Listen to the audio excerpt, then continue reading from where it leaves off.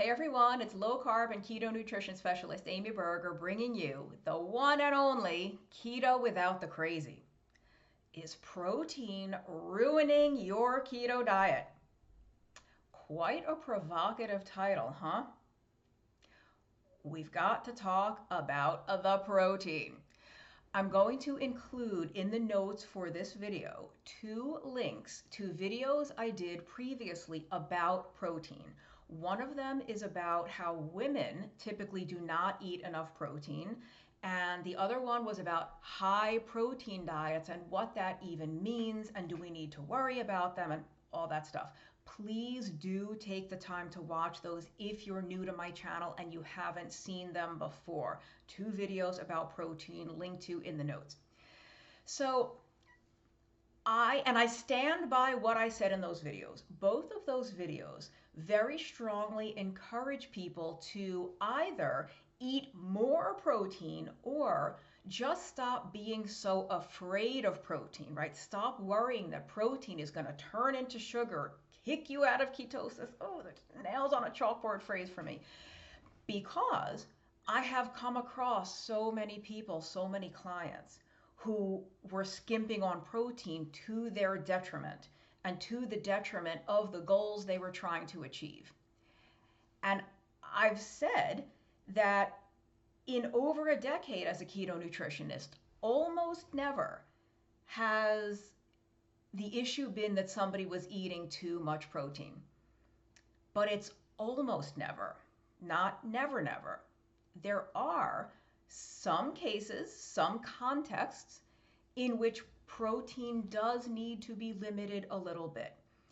And unfortunately, social media, and especially clickbait thumbnails and sensationalism and alarmism and hyperbole, they do not lend themselves to nuance and context. Those of you who know Dr. Nick Norwitz, PhD, I had a very nice exchange with him over on his Substack about this and how important it is to think about context and nuance when giving information about health, when talking to people about different things about their diet.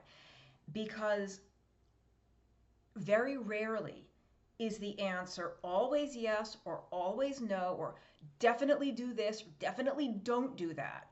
The answer is almost always related to 2 words. It depends. It depends on what your situation is now and what you are trying to accomplish. It depends on the context that we are talking about and the nuances of your particular circumstances.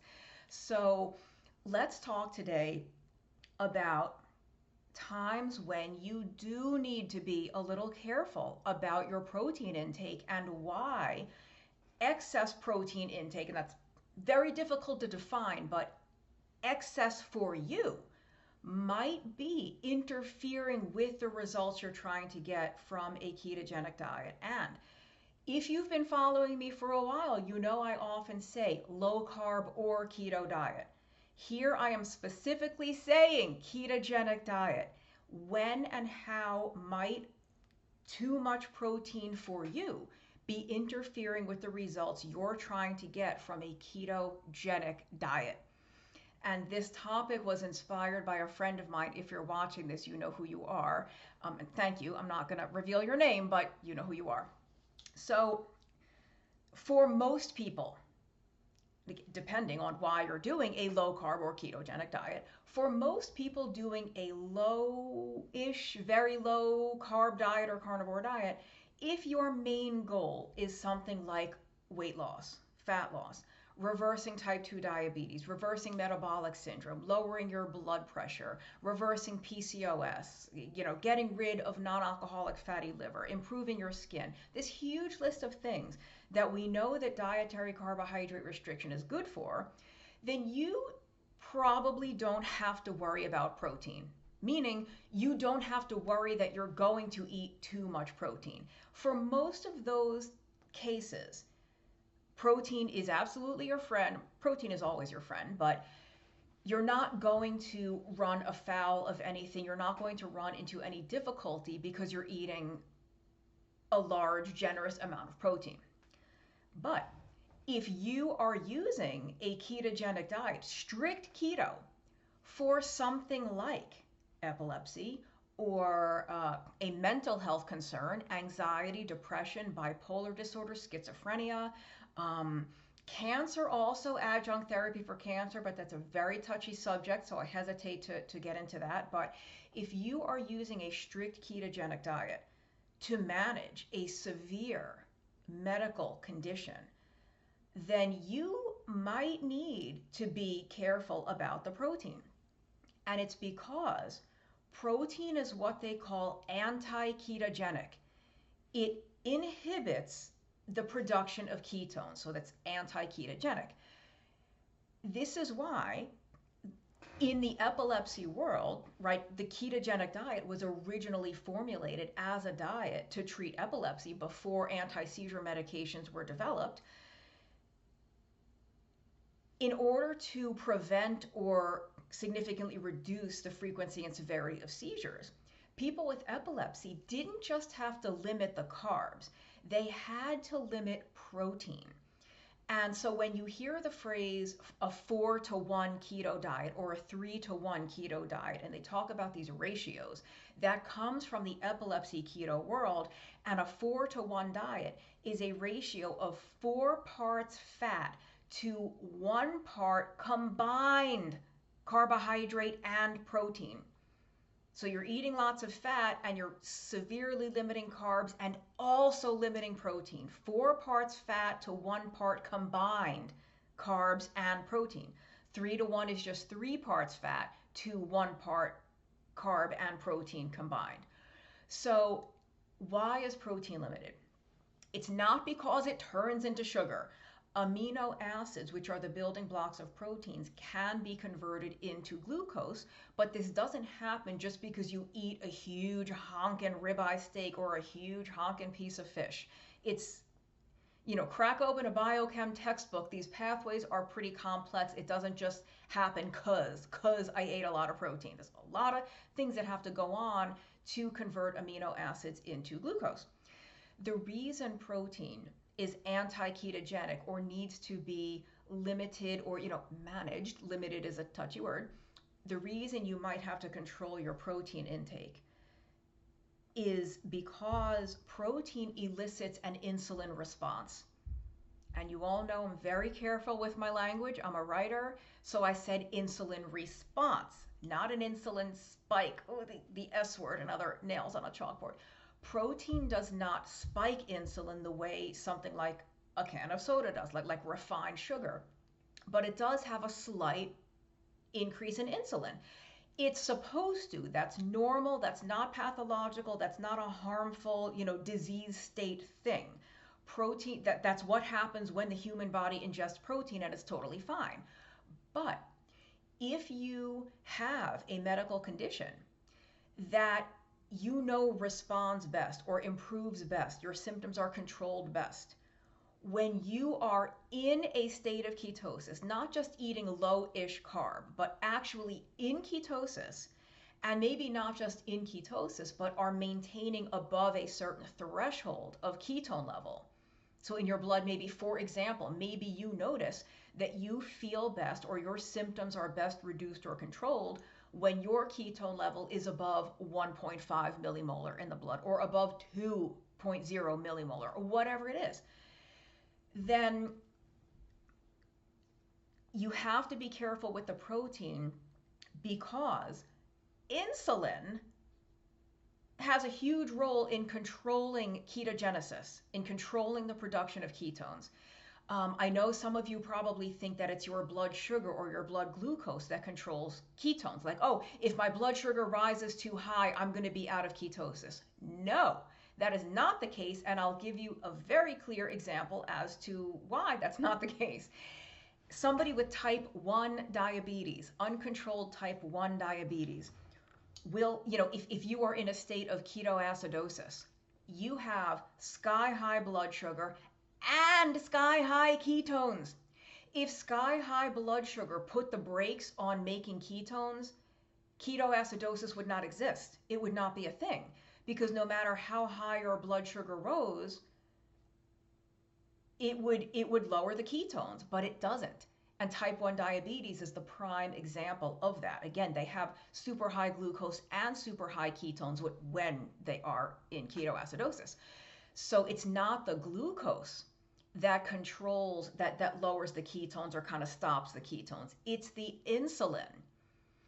And so if you eat an excessive amount of protein, and I know I'm being vague, I can't tell you, hey, you out there, Joe Smith watching, in Peoria, Illinois, you have to eat less than 80 grams of protein. But, Sheila Brown over there in Pittsburgh, Pennsylvania has to eat 60 grams, or this person over there can eat 120 grams. I can't tell you that. It's a very individual thing. So I just say in excess, meaning whatever excess is going to be for you and your body. If you eat an excess amount of protein, you're going to have that insulin response. Now, you will have an insulin response to protein regardless, but you might have an exaggerated response. And that is what puts the brake on generating ketones. So, and again, I really want to be clear here, because for most people, this is not an issue.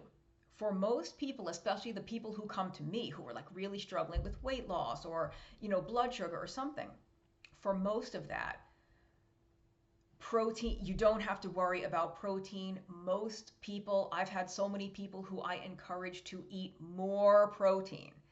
But there are some people out there, and you might be one of them, who does need to keep an eye on protein. And that doesn't mean that you have to restrict to the point of you're going to waste away, and to restrict protein to the point where you're losing muscle mass and you're just like all these, negative, not so great things are happening.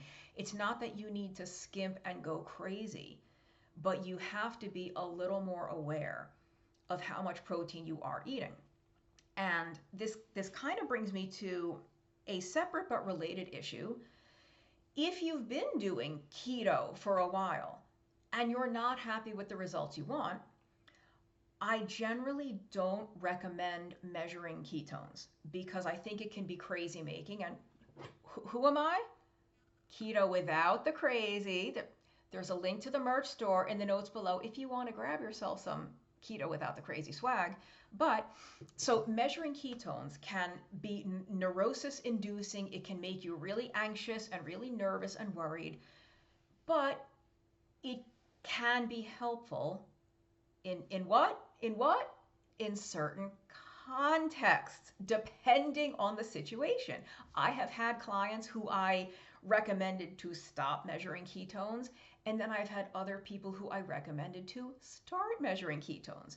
So if you're already measuring and you're kind of disappointed because you never really see higher numbers, you might not need higher numbers, so it might be a non-issue.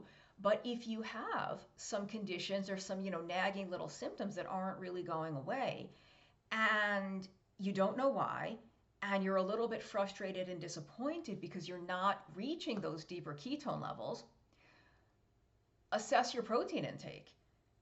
Are you eating too much for your own individual constitution? Cut back on the protein and see what happens. See if your ketone levels do start to increase a little bit. And if they do you feel any better?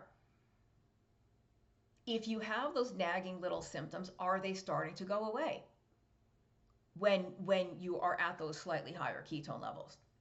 I think this is some, at least, of the rationale behind something like, for example, Dr. Boz's sardine fast. And if some of you are familiar with Dr. Annette Bosworth, Dr. Boz, she recommends a sardine fast to kind of reset or kind of give people a little jump start. If you're eating sardines, especially if they're sardines packed in olive oil, that is most likely a high, and sardines are basically zero carb, it's going to be a higher fat to protein ratio than you might be eating with some of your other food. And I kind of do the same thing. I recommend a bacon and eggs fast, something similar. But the rationale is, okay, we know the carbohydrate is not interfering because this is basically a zero carb scenario, bacon and eggs or nothing but sardines for a few days. But what it does is, again, it starts to shift that ratio to slightly lower protein, higher fat, and you will likely see those higher ketone levels. This could even be helpful for those of you who feel like your carb cravings are still not controlled. Like you're eating keto, quote, quote, or you're eating what you think is keto. Maybe you're not actually in ketosis. And to be clear, not everybody needs to be in ketosis to experience the metabolic health benefits of carbohydrate restriction, of eating a lower carb diet. Not everybody needs that at all. Some people do. And if you've been struggling, if you aren't getting the results you want, you might be one of the people who does need to be in a deeper state of ketosis. And that's why you haven't really been getting the results you want, because you're not there. And doing something like Dr. Boz's sardine fast, or just a few days of bacon and eggs, or something like that, something zero carb that isn't super, super high in protein, is going to be a pretty quick and easy and effective way to get you into that deeper state of ketosis. And you will likely find, I can't guarantee, but likely find that your cravings are gone or much quieter than they used to be. Your hunger is much more well controlled. You're just not that hungry. You can go many more hours between meals. So you might have, if you deal with brain fog or cognitive issues, you might find that you're thinking much sharper. You might have more physical energy. There's just a lot of great things that happen. And some people need to really manage the ketone levels. They need to be in that good, deep fat burning ketogenic state. Some people don't. So let me think if there's anything else I need to say about this. I'm very worried that some of you are going to come away from this video like, I'm eating too much protein. If you are happy with how things are going, then you're good. You know that saying, if it ain't broke, don't fix it. If you don't have any problems, you don't need to fix them, right? Don't invent problems that you don't have. But if you find yourself in this other situation where you are doing keto, or get what you think is keto, and you're not, experiencing these miraculous benefits that everyone's always talking about, like, oh, I'm just bursting with energy and my mind is so sharp, and like, oh my God, everything's amazing and I'm losing weight, like, and all this great stuff. If that's not happening, most of the time, it is the carbs. Most of the time, people are eating too many carbs. You're doing the keto cookies and the keto granola, the keto cereal, the keto bread. But if that's not the case for you, if you're really, truly doing your best to stick to a very ultra low carb diet, low in total carbs, not net, then take a minute or maybe a few minutes and think about whether this excess protein thing is the issue for you. I stand by what I said in those 2 videos that I've linked to below in the notes. Most people can benefit from more protein, especially women, but that is most people, not all. You might be someone who needs to be more mindful of their protein intake. Because again, I'll just, coming up on 20 minutes here, protein is anti-ketogenic. So if you have a condition, or you think you might have a condition that is going to respond best to a higher level of ketosis, then you need to keep an eye on that protein, because too much protein will reduce your ketone level. Again, this is exactly why protein for many people who have epilepsy has to be controlled. It's not just controlling the carbs. You know, if you look, there's actually there's a couple of recipe booklets that I know of for 3-to-1 or 4-to-1 keto, and it's austere.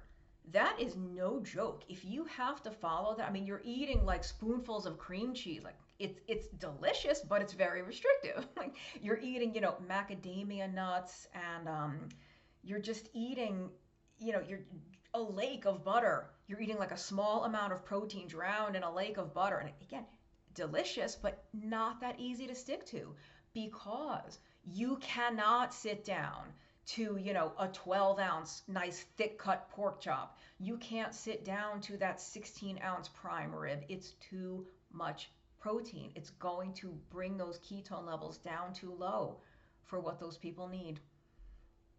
Okay.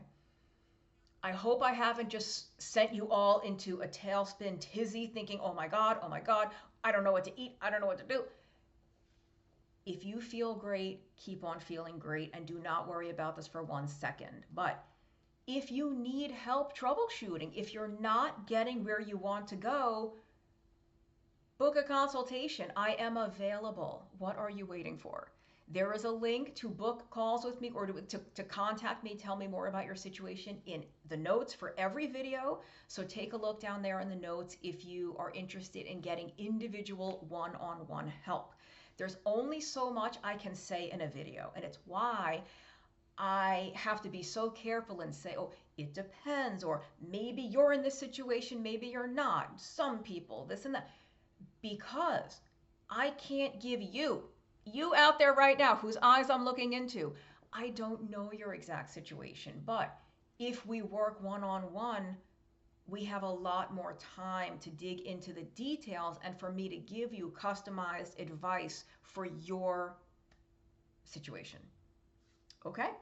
Thank you for watching. I hope this is helpful. Please just remember that when it comes to the human body, when it comes to keto, there's not a whole lot of black and white. There's some black and white guiding overarching principles. And then what any one of us as an individual needs is somewhere in that murky gray middle. And it takes some experimentation. It takes trial and error. What works like magic, like dynamite for somebody else, might not be what you need. So that's it. If you're not already subscribed to the channel, please hit that button and make sure that you get notified when I have new videos. Check out that merch store again, Keto Without the Crazy. And until next time, keep that crazy out of your keto. Thanks for watching.